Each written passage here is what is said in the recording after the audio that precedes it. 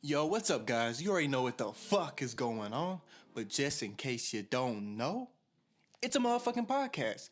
It's your boy, Say by Paris, aka Paris the Rapper, aka Paris F Baby, and welcome to episode 2. We're gonna talk about a few things today, but first, how's everyone doing? Are y'all enjoying the podcast so far? Are there any suggestions on how I can improve, or are you liking what you're hearing so far? Please feel free to message or at me with any and all feedback on Instagram, Facebook, and Twitter at Say by Paris. Or if you're listening to this on YouTube, drop a comment. I'm recording this on September 13th, 2020, and I just released the first episode of my podcast. So far, I've had a lot of people reach out to me, congratulating me and wishing me success. So shout out to everyone who has personally messaged me, or if you voted on my poll whether you would support me or not, and you voted yes, thank you. Alright, so I'm gonna be honest with you guys. I already pre-recorded episode 2 and 3 for this podcast, but a lot's been happening that I need to talk about, and I just can't wait 3 weeks. So like I said, I'm recording this on September 13th, 2020, and the other episodes still come out probably starting next week, unless there's something else monumental happens. But as of now, there's a whole lot going on in the hip-hop community, a community that I am gladly a part of. So unless you've been living under a rock, it's been Tekashi 6ix9ine versus the motherfucking internet. 6ix9ine, as you all know, was released from federal prison this past summer, essentially given a second chance. And you would think someone who is facing 40 years to life on multiple charges would change or adjust their lifestyle antics. 6ix9ine said, fuck all that. Right out the gate, 6ix9ine already beefing and trolling hella artists. Artists such as Blueface Baby and his longtime rival, the Vegeta to his Goku, Trippie Redd, Lil TJ, and all of Chicago, or more specifically, Durk and Reese. And he dropped his album. Originally, it was projected to sell over 150K, but after rubbing very, very, very important people the wrong way, has been blackballed from the industry. He's been getting no radio play, no playlisting, and no backing whatsoever. Billboard took away his bundle sales. So that projected 150K, as you all know, dropped him to 55K sales first week. And of these 55K sales, 6ix9ine was quick to point out that 29K of them were pure album sales. Either way, it's an L, it's a flop. And I'm gonna tell you why. So, like I said, 6ix9ine, he got out of fucking prison, and you would think someone who went through all this shit would change their antics, would move much safer, and just enjoy their second chance that they were given at life. Like I said, 6ix9ine said, fuck all that. And he's beefing with motherfuckers in Chicago. Now, I don't know about you, but I ain't stupid. I wouldn't beef with the Grim Reaper, Lil Reese, or Lil Durk. But we all know 6ix9ine's stupid. Before he went in, had a hit on Chief Keef, and this is all coming from, his plea deal in court. Nothing that the internet doesn't already know, so I am not snitching. I am just resuscitating information. And this is how much 6ix9ine flopped. Juice WRLD, who sadly passed away in December of last year, had an album, and it's been on Billboard about 2 months. I think it released in about July, so been on Billboard for about 2 months, and this week sold 58K, 3K more than 6ix9ine's first week sales. Also, another recently passed artist, Pop Smoke, 78K, also outselling 6ix9ine's first week numbers. Now, if that's not a flop, then I don't know what is. An artist like 6ix9ine, who is doing all these antics leading up to the release of his album, going to Chicago, fucking disrespecting dead homies, and just being a fucking clown, does all these antics to promote his album, and an artist like 6ix9ine should be doing 200K first week. He is on that level where he has to back up the shit that he's been talking. And ironically, he was just motherfucking clowning artists for doing 45, 50K first week. And here he is doing those same numbers. Now the internet is fucking loving this shit because 6ix9ine, like I said, it's been clowning motherfuckers since he got out. He was clowning motherfuckers before he went in. And as we all know, he snitched. And in the hip hop community, you just won't make it as a snitch. So the internet is loving this shit. Blueface stated that Tekashi has been humbled by him and others, also stating that the rainbow-haired rapper fell off. Trippy posted on his story a video of him laughing after hearing the projections of 6ix9ine's album plummeting from 150K to 50K. And I'll be honest with you, I actually listen to 6ix9ine's music. Most people probably won't admit that. Dummy Boy was fucking fire. But there's a huge difference between Dummy Boy versus whatever the name of this fucking album is. I don't even fucking know the name of this album. I'm gonna Google it. Hold up, so I can know what I'm talking about. Tattletales, of course. Dummy Boy versus Tattletales. There's a huge difference between both albums. For one, Dummy Boy, what made it more enjoyable? Obviously the features. He had Gunna on there. He had Lil Baby on there. He had all these features that were just, it was fucking bops after bops after bops. And Tattletales, he had what, like Akon? And I'm fucking with Locked Up Part 2. I ain't even gonna lie. Only song on the album that I downloaded. But he has Akon and he has Lil Academics. And Academics, as much as I respect and appreciate Academics for the culture, most people in the hip-hop community do not fuck with Academics. So it's not helping 6ix9ine's case that he has a rapper who essentially is retired and someone that people just don't fuck with. And speaking of Academics, he made a statement suggesting that 6ix9ine go independent. And I'm gonna read the text that he sent out via Twitter. Academics says that the sad state of affairs for 6ix9ine is that he's effectively blackballed, something that most thought was impossible in the internet era. He rubbed 99% of the people with power in the culture the wrong way, shitted on those that eventually he would need, and isolated hella fans. And someone replied to Academic's statement saying he can't afford to be any. And I'm gonna have to disagree, and as Academics points out, that's false. And why is it false? Selling 56K first week and owning your own masters, he says, is equivalent to selling 500K first week on a label. Most artists aren't seeing more than 15% of the money their music makes. If they see anything at all, they're usually drowning in overhead costs that the label puts on them. And like Academics said, 6ix9ine might as well go independent because being on the label means nothing if you are blackballed. All the strings that they could pull for you are out of reach and can't happen regardless. So why be on the label? And I'm gonna have to agree. Like I said, 6ix9ine should be doing 200K first week, and essentially he should be shooting for the fucking moon right now. But he's in fucking L mode, and it's sad. 6ix9ine is living a lifestyle where he can't afford to do 50K a week.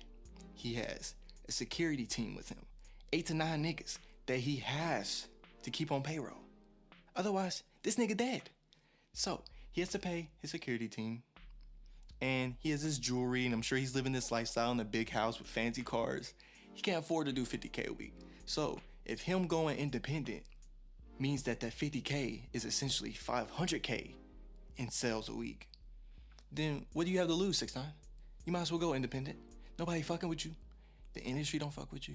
Half the fucking hip-hop community doesn't fuck with you. Your peers don't fuck with you. And 6ix9ine, really, I feel bad for the kid. And we keep saying kid, but we have to realize 6ix9ine is a grown fucking man but should be held accountable for his actions. But like I said, I feel bad for him because the shit he's going through is shit that we go through when we're in fucking intermediate or middle school. And unfortunately, I guess he never went through that. He's going through that now where he just feels the need to have to fit in. He's doing whatever he can to get people's approval. And yeah, we're all laughing at the shit that he's doing, but are we laughing with him or are we laughing at him? And at the end of the day, he's a troll who, yes, I enjoy his music, but in the eyes of the hip hop community, that's all he is a troll. And we don't fuck with, like Dirk said, we don't play that rat's music in the club. I'm bumping him in my car regardless. It is what it is. With that being said, shout out to Big Sean for grabbing the W, because Big Sean, who, as we all know, dropped Detroit 2 same day as Tekashi. Originally, Tekashi was on pace to have the #1 album, but after being essentially blackballed by the industry, Big Sean took the W with 111K and grabbed the #1 spot. So, this is Big Sean's first album since 2017, and I'm a huge Big Sean fan. At one point, he was my top 5. The album, however, was decent. Has some high moments, but not too many, and it wasn't exactly what I expected from someone of Sean's caliber. With that being said, Sean, the album was still good, and welcome back. Where the fuck you been? Fucking meditating? Actually, I think he did say he was meditating and finding himself, I guess. In other news, another artist who was blackballed by the industry in the past is having a career renaissance in the wake of his latest album, Somnia. I am, of course, talking about B.o.B. For those who don't remember, a few years ago, Bob made a statement suggesting that Earth isn't round, but that it was flat. And that statement might not seem like such a big deal, but it ended up being a huge deal. And Bob ended up going viral, not for the good reasons. Bill Nye came out of retirement. Neil deGrasse Tyson spoke out against B.o.B. And essentially the internet and all these people jumped B.o.B. And I don't know if you remember, B.o.B. was essentially passed the torch by Andre 3000 back in the day. His debut album did 84K first week. Compare that to what artists are doing nowadays, and that's a recipe for success. Now, I'm a huge B.o.B. fan, and I thoroughly enjoyed this album. There was 10 songs on the track list. I ended up liking about 6 or 7 of them. It was a good mix of what you would expect from B.o.B. There was some twerk and stripper anthems.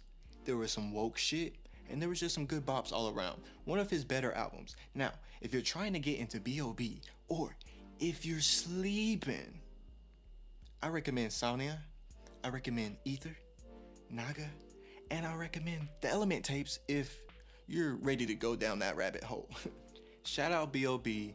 Enjoy this career resurgence that you're having. You deserve it. Moving on, as you all know, the Thoughts Next Door podcast, which was being powered by Adam22 on No Jumper, was canceled. And I'm gonna read Selena Powell's tweet and then I'll read Adam's response. So, if you didn't know, Thoughts Next Door, I forgot the name of it for a second. Thoughts Next Door is a podcast powered by Selena Powell and some other thoughts. And they're on this podcast, they're saying outrageous shit about celebrities, anything for clout. So, it ended up being canceled today, and Selena Powell tweeted, Adam22 and Lena the fucking plug just used me to do some bullshit podcast pornography. They paid me $500 to fuck a porn star for their OnlyFans. I was so nervous, I cried in the bathroom. But I wanted our podcast, so I swallowed my pride and I did it. Adam let us have 4 shows and he fired us. Now, this was Adam's response to Selena Powell saying that Thoughts Next Door is canceled. He starts off with saying, I really like Selena and Eliza. I guess that's the other Thoughts name. I didn't even know. But I'm going to support them doing the podcast on their own. I'll explain more in depth Tuesday on the No Jumper show. but it just wasn't going to work in the long run. And I, for one, am fucking glad that it's canceled. I never watched one episode. The idea of it sounded cool, but then I saw these thoughts, these whores, spreading false information about celebrities, or it could be real, I don't know, I wasn't there. But they're essentially spilling the tea, exposing some celebrities with some nasty shit, some disgusting shit. And I wasn't fucking with that energy, and I am, for one, I'm glad that it's canceled, but I think that they should do the show going forward because it was probably moving traffic. It probably made No Jumper more interesting than it's ever been since, you know, the XXXTentacion podcast, or interview, shall I say. And really, Academics called it. He called all this fucking shit when it was Adam 22 versus Academics. So shout out Ack for the dub. And if you're looking for a Thoughts podcast, I recommend Hokage Thoughts by the Black Hokage. It's a podcast about games, life, and just really him rambling like me. But unlike me, he's been doing it for a while, and the shit's entertaining as fuck. He's funny as fuck. So I recommend you go listen to Hokage Thoughts. Moving on, next topic. Travis Scott has a motherfucking meal at McDonald's. And personally speaking, this meal is so fucking good that I got it twice, back to back. I don't ever eat McDonald's back to back. Fucking ever. But I enjoyed the meal, and this is really a W for Travis Scott because can you imagine the bag that he's collecting? The reason why I bring him up though is because NLE Choppa, who has went on record to state that he's no longer with that violent shit. He's going to be spreading positivity in all his music. He tweeted out, "Eat healthy, man. That food y'all eating can fuck with your mental. Put them Travis Scott burgers down and go to the farmer's market. Go eat some vegetables. Eat plant-based foods." Now, I don't know what the fuck NLE Choppa on. That's a good message and all. I'm not putting no fucking burger down, and I'm not putting no fucking soda down. That shit good as fuck. Now, I will drink water, and I will eat my vegetables, and I will go on about my day. In an interview with Fake Shore Drive, Cortez Bryant, Lil Wayne's former manager, states that the legendary line, "Weezy F baby and the F is for phenomenal," was unintentional. It was a mistake. And Cortez says that Wayne, who didn't realize at the time that he spelled and used it incorrectly, is a perfectionist. He didn't want to put it out. But eventually he came around, per the advice of probably Cortez Bryant and maybe some other people around him. Cortez also goes on to say that there are plans in the works to get more classic albums on DSPSs. And for those of you who don't know, a DSPS is what you listen to this podcast on. It's a digital streaming platform service like Spotify, like Apple Music, and like Tidal. Now, he says that the goal is to get more classic Wayne albums on digital streaming platforms. And the main issue that they're running into is, for obvious reasons, gaining clearance. Now, for those of you who don't know, Lil Wayne dropped No Ceilings on Apple Music and Spotify, but it wasn't the full album. Half of it was missing. So that's the problem that they're running into, is that Wayne, who was known for remixing classic songs or songs that were hot that year, that summer, whenever, they're not getting cleared. And one song that Bryant brings up is I Feel Like Dying, who is one of Wayne's best songs. It's a classic. But Wayne never gained clearance, still doesn't have clearance, isn't allowed to perform it or put it on platforms. So they're running into problems like that. We should expect more classic Wayne albums soon. Now, moving on. Bow Wow has made a return to hip hop. And for those of you who don't know, Bow Wow is a motherfucking goon. He's a motherfucking legend. Bow Wow, that's motherfucking Snoop's nephew, and you don't fuck with Unc Snoop. Now, Bow Wow, he claims that Bow Wow with the braids is back. But in his snippet that he posted on Twitter, cover art is an imitation of XXXTentacion's brand name and logo to promote his comeback. And it was retweeted by DJ Scheme and Ski, essentially saying it's not too late to delete this. Now, for those of you who are unaware, since the tweet has been deleted, Bow Wow's snippet says bad vibes with a broken heart logo, which we all know is X. And we all know that X's fan base, the ruthless, they're clowning Bow Wow. They're telling him, delete this shit and be original. Now, I don't know what it is with artists, but they seem to love to steal from X. Remember Drake when he stole the Look At Me cadence? Now, here we are with another artist stealing from X. And you know his fan base is not letting that shit slide. If there's one thing I've ever learned, don't fuck with XXXTentacion's fan base. Long live Jase, and long live Mac Miller. Now, at the time of recording this, we are about 6-7 days removed from the 2-year anniversary since we lost the legendary Mac Miller.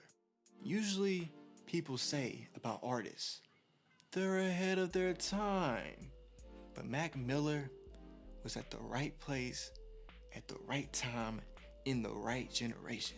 And he will of course go down as a legend in the game. And no one can ever take away what he has contributed to the hip hop community. R.I.P. Mac Miller, the most dope artist there is. And if you haven't listened to Mac Miller, if you're living under a rock, a few albums to listen to is of course Swimming in Circles by Mac Miller. But if you're looking to get a little history lesson, I'll recommend Faces. I'll recommend Kids, which is now on DSPS's. And I recommend Macadelic. Macadelic got me through some tough shit growing up. And for that, I have to thank Mac Miller. And really, if we're being honest, everything that Mac put out was phenomenal. And with every album, he just evolved further and further. So, if you're a part of the TikTok generation, I'm assuming you haven't listened to Mac Miller. Go fucking listen. This is your homework lesson for today, for this week. Go listen to Mac Miller. Go listen to Blue Side Park.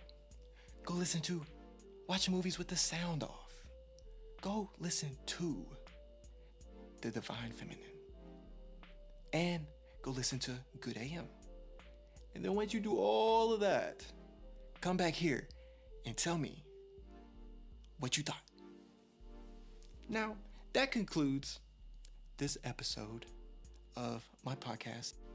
And for everyone who has, like I said, reached out to me and congratulated me on my first episode release, I want to thank you so much. And if you made it to the end of this podcast, thank you, of course, for your support, for listening, for giving me a chance. If you're watching this on YouTube, please give a like, please leave a comment, please subscribe to all that shit. And just let me know what you think. If you have any questions, any thoughts, any concerns, anything, feel free to reach out to me at Podcast by Paris on Instagram or at my personal at Safe by Paris on Instagram, Facebook, and Twitter. I hope to see you next week with episode 3. And a little spoiler, I'm giving you an origins story. That's right. I'm going to tell you how I became a rapper, what led to me becoming a hip-hop artist, and how I met my close friends who I ended up forming a rap group with. So, until then, peace out, have a great day, and thank you.